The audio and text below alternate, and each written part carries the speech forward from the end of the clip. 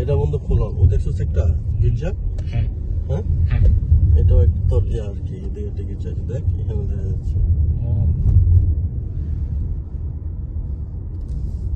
সামনে নিয়ে যাবো কেন জানোস, এটা হচ্ছে ইউরোপের সবচেয়ে বড় গির্জা আর কি, গথিক। হ্যাঁ এটা আচ্ছা আচ্ছা।